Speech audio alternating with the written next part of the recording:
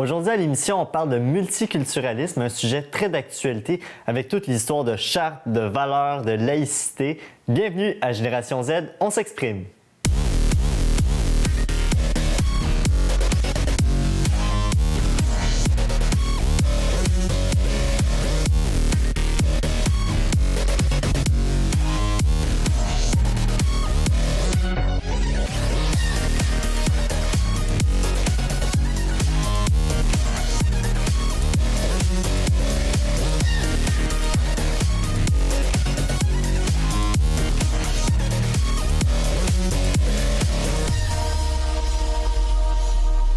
Et aujourd'hui, pour en parler, on reçoit pour une autre fois Kerlando, Kim et Nour. Bienvenue encore à l'émission. Vous êtes rendus habitués maintenant. Oui, ça fait plaisir. Parfait. Merci encore d'être présent aujourd'hui. Et notre intervenant aujourd'hui, M. Denis Arvanitakis. Bienvenue à l'émission. Merci, bonjour. Aujourd'hui, on parle de multiculturalisme et la première question que je me posais, c'est est-ce que le Québec est considéré comme une société multiculturelle? Voici la réponse des jeunes. Poser la question, c'est répondre à la question, parce que regardez, il y a moi, regardez là-bas, regardez, tournez la caméra comme ça. Il y a du monde de partout, il y a des Chinois, des Latinos. Il y a des gens de toutes les cultures, c'est vraiment beau à voir. Quand même beaucoup, là. Comme on peut regarder ici, il y a beaucoup de différentes éthiques, puis tout le monde s'entend bien.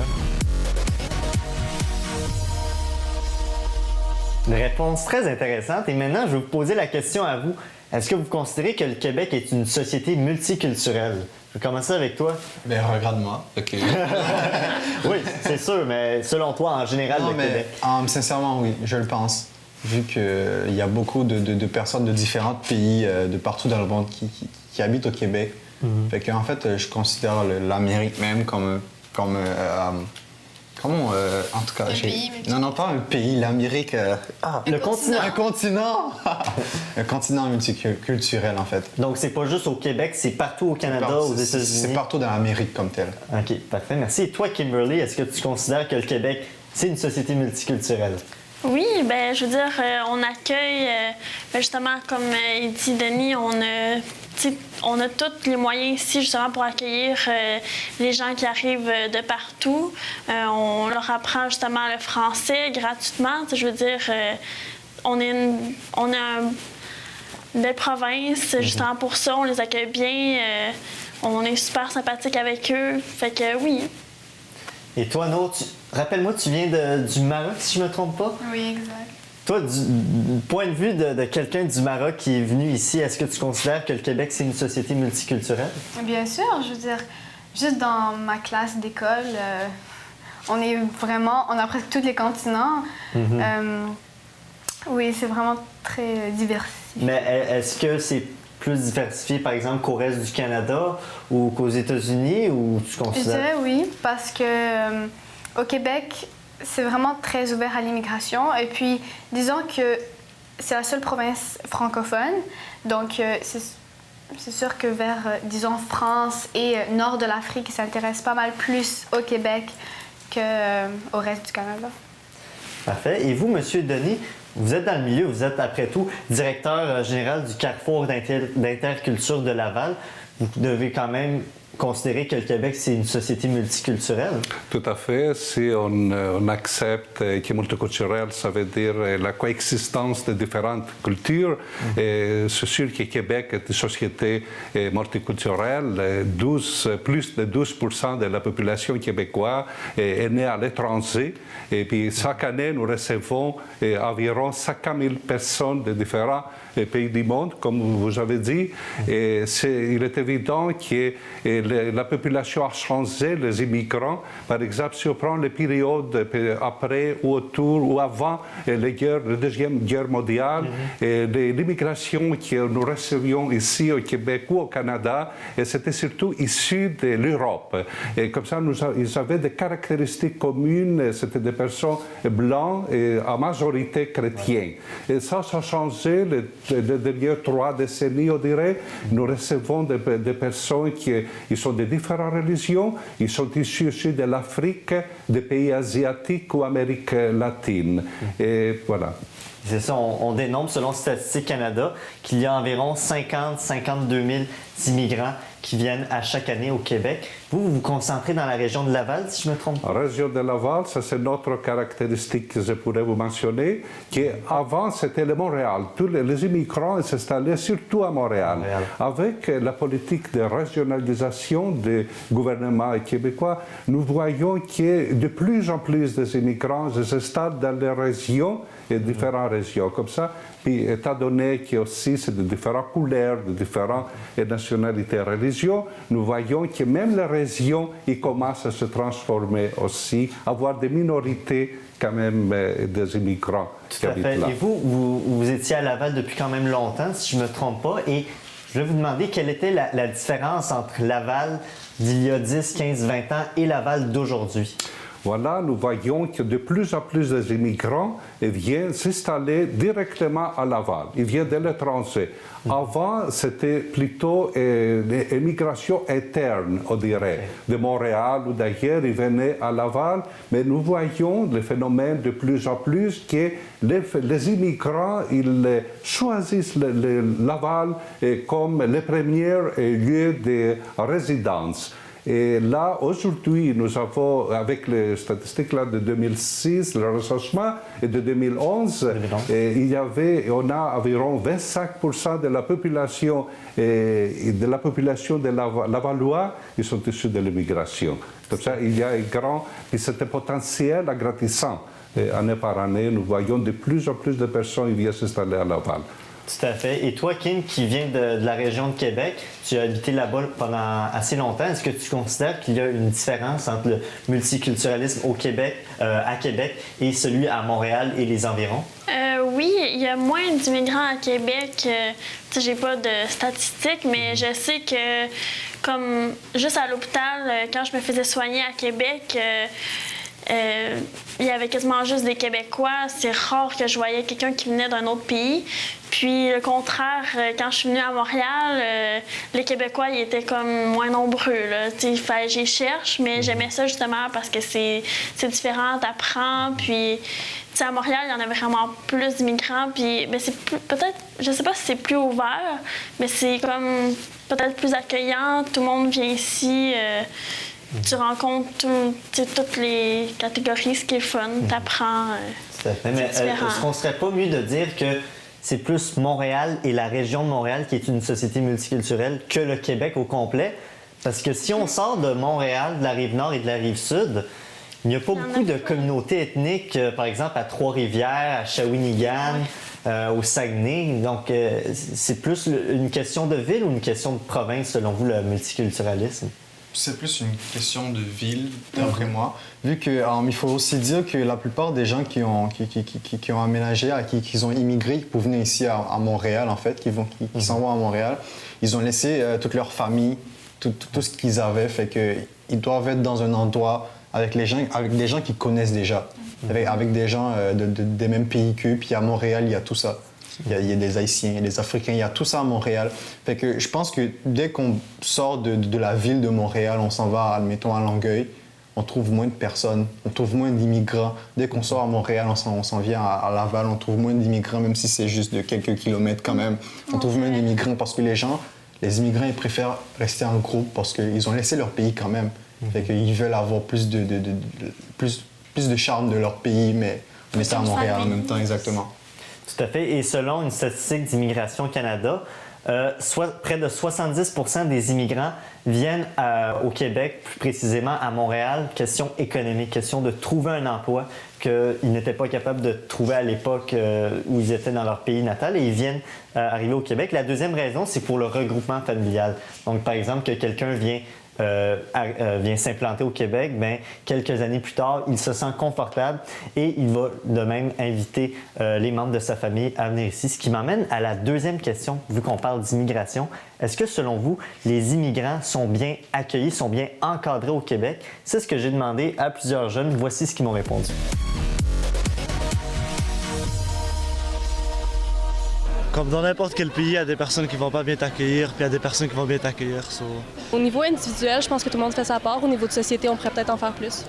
pour la culture québécoise, oui, il faut apprendre le français, mais avec la nouvelle charte des valeurs, je pense pas que c'est venu aider la cause des immigrants. Moi, je pense qu'ils sont mieux accueillis dans les autres pays. Là. Je pense qu'ici, c'est quand même, on fait des efforts. Là. Des réponses très intéressantes. Et maintenant, je vais vous poser la question à vous.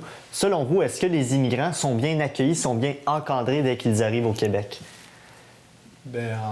Oui, je le pense très sincèrement parce que moi, je l'ai vécu, vu que ça fait 4 ans que je suis ici. OK. Quand j'ai été accueilli au Québec, j'ai eu un bon accueil, en fait. Okay. Avec les gens... en fait, moi, j'avais pas besoin d'apprendre le français, vu que dans mon pays, on parle déjà le français. Okay. Fait que on nous proposait déjà à parler le français et même l'anglais, vu qu'au Québec, on parle les 2 langues, vu que la majorité des personnes sont des francophones. Fait qu'on nous a proposé à parler l'anglais, à parler le français pour apprendre à comprendre mieux le pays, puis à nous intégrer à l'école. Quand je suis arrivé à l'école, on nous a mis dans une salle spécialement pour nous, vu qu'on était plusieurs, parce qu'on était venus, admettons, après la catastrophe en Haïti. Okay. Fait qu'ils nous ont bien intégrés dans le milieu scolaire aussi. Ils nous ont parlé avant de ce qui nous attendait à l'école, pour pas qu'on soit trop effrayés comme tel, vu qu'on savait pas vraiment c'était quoi le milieu scolaire québécois. Donc toi, dans le fond, t'es arrivé après les... je suis arrivé avant je suis arrivé avant le tremblement de terre, mais okay. Vu que je suis rentré à l'école avant, en même temps que les autres qui étaient arrivés après le tremblement de terre, fait qu'ils nous ont intégrés de la même façon que... Mais à part la langue et le fait que tu étais bien accueilli, est-ce que c'était un choc pour toi d'arriver dans un pays inconnu? Culture complètement différente, température aussi différente. C'est ça qui m'a plus choqué, en fait, c'est la température. Moi, je m'attendais, j'étais comme, OK, je vais arriver, puis je vais pas mettre de manteau. Puis dès que je suis sorti, j'étais comme, OK, ouais, j'ai bien fait de mettre un manteau. Puis la première fois, j'ai parlé avec un Québécois, j'étais vraiment surpris, parce que avec le français comme tel, c'est comme vous avez un français vraiment... Non, mais j'étais vraiment surpris de voir la façon que vous parliez le français, puis la façon que moi je parlais le français aussi, puis... c'était surprenant, en fait. Tout à fait. Ouais. Et toi, non, tu es arrivé au Québec, tu avais quel âge? J'avais 8 ans. 8 ans, OK. Donc, tu dois quand même te rappeler un peu des 2 mondes, au Maroc et au Québec. Est-ce que tu considères que tu as été bien accueilli et bien encadré quand tu es arrivé ici? Oui, je trouve que j'ai été bien accueillie. Surtout, c'est sûr que c'était vraiment à l'école. Mais c'était quand même différent. Mais je parlais déjà français. Je parle français... Au Maroc, tu parles français aussi. Okay. Ouais, donc je parlais déjà français, mais je venais avec mon petit français de France. Okay. Et puis, le premier jour d'école, je crois, la prof, elle me dit « Ah, t'as un peu de misère à faire un Puis là, je suis comme « Misère? C'est quoi? » Je savais pas c'était quoi. Je croyais misère, c'était comme souffrance.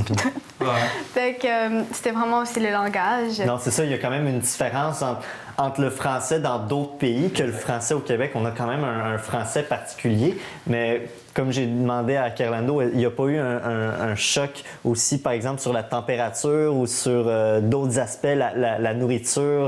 Non, on dirait que je m'étais préparée pour la température. Je sais pas. En plus, l'année où je suis venue, l'hiver était pas mal doux. C'était pas de grosses tempêtes ou quelque chose de même. Tout à fait.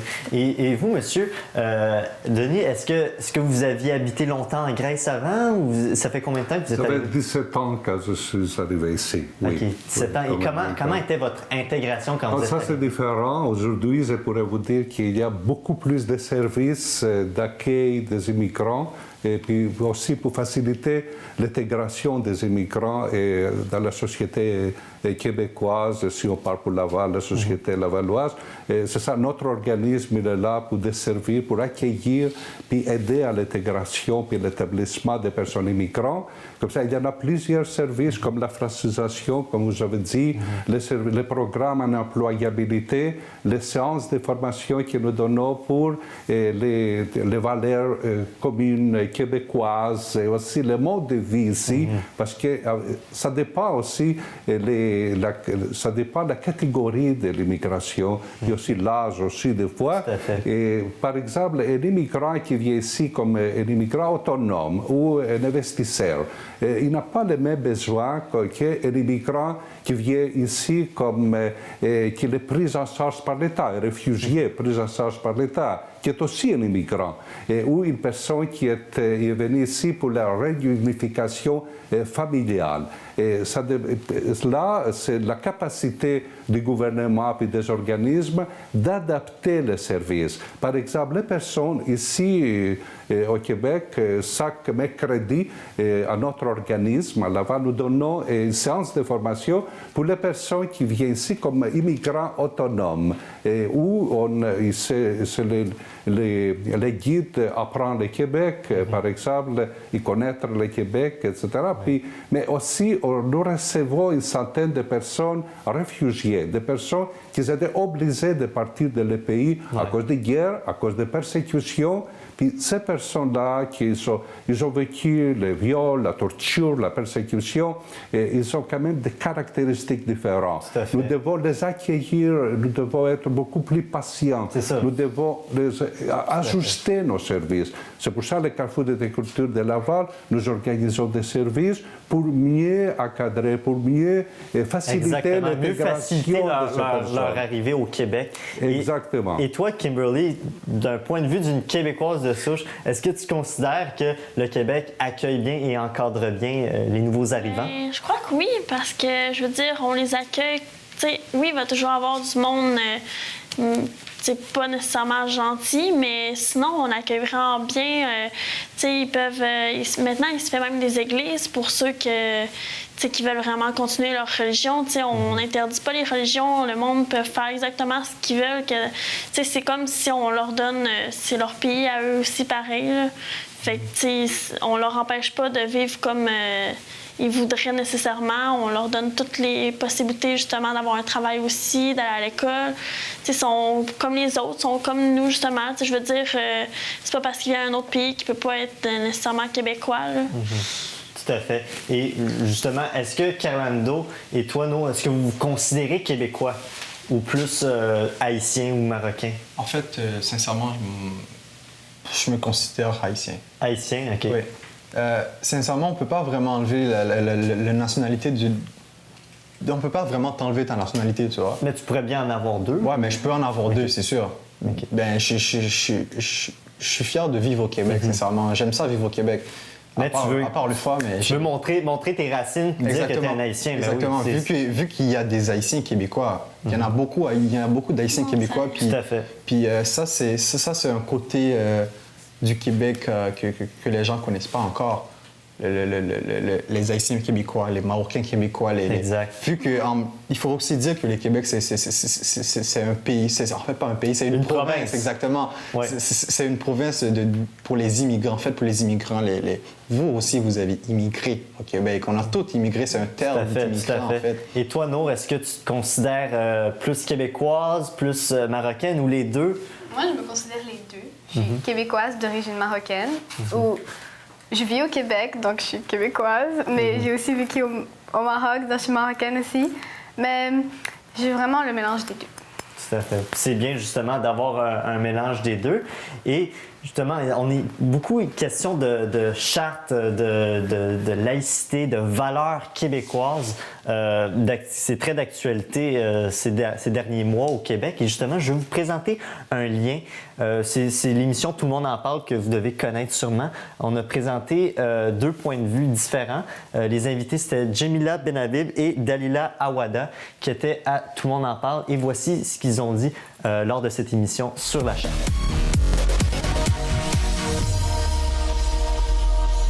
Si vous aviez un travail dans une institution de l'État, quel serait le problème de ne pas porter votre voile pendant les heures de travail et de le remettre après dans votre vie privée? Quel serait le problème de conscience? Bien, moi, quand je sors de chez nous, honnêtement, je laisse pas ma foi dans un petit tiroir. C'est mon identité, c'est partie intégrante de moi et j'ai pas à m'en départir parce que je considère que si je fais mon travail dans une neutralité qui est absolue, je traite les musulmans comme les athées de la même façon, les hommes et les femmes de la même façon, les homosexuels, les hétérosexuels de la même façon. Vous comprenez? donner l'idée que tout le monde de la même façon. Je parle un excellent français, j'ai les compétences qu'il faut pour exercer mon travail, j'ai les diplômes qu'il faut. Je trouve ça franchement superficiel de s'attarder sur ce foulard-là qui, pour moi, c'est la façon que je vis mon rapport à mon corps et à ma pudeur. C'est moi, en fait, qui décide comment je me présente au regard public. Puis ça, pour moi, c'est une affirmation de soi. Puis c'est une liberté en tant que telle.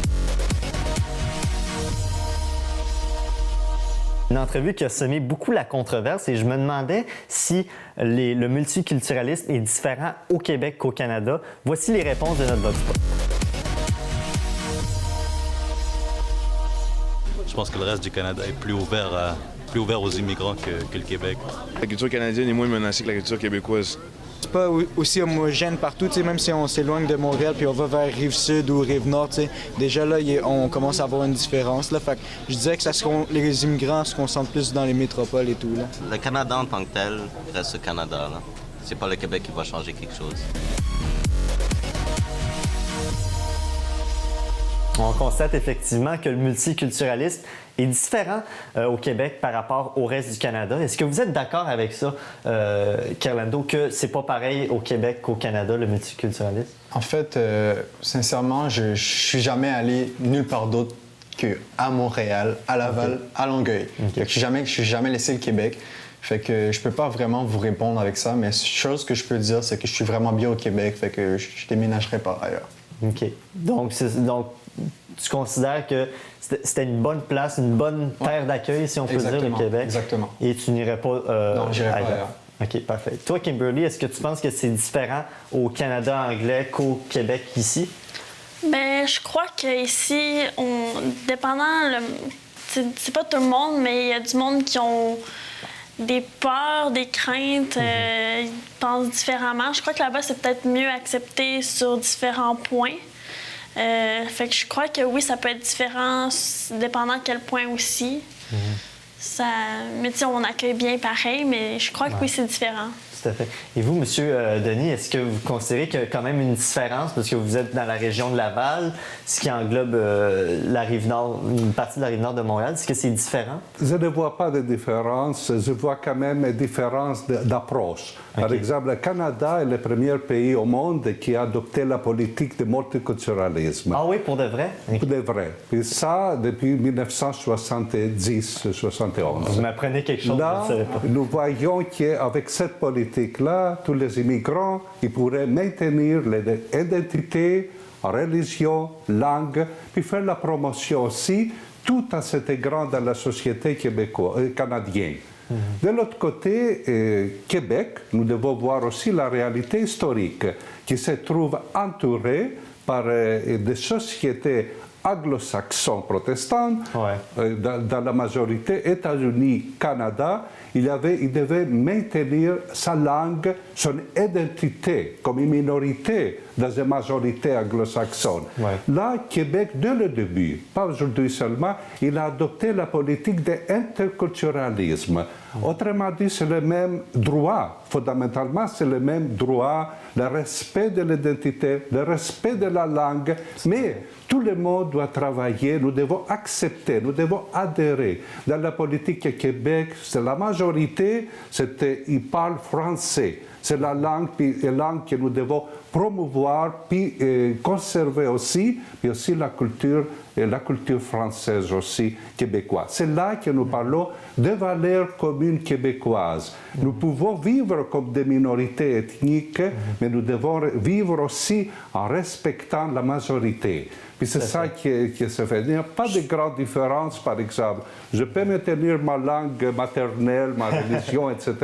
Et je dois respecter aussi les droits de la majorité québécoise. Tout à fait. Et corrigez-moi si je me trompe, mais j'ai l'impression que justement ces derniers mois, à cause de ce qu'on entend sur la charte et les valeurs québécoises, j'ai l'impression que le gouvernement du Québec est plus sévère quant à l'arrivée des immigrants. On leur dit, OK, concernant la charte, on leur dit, vous n'aurez pas le droit de porter vos signes religieux si vous travaillez pour l'État. Est-ce que vous considérez que le Québec est un peu trop dur sur les immigrants par rapport au reste du Canada, qui est un peu plus flexible?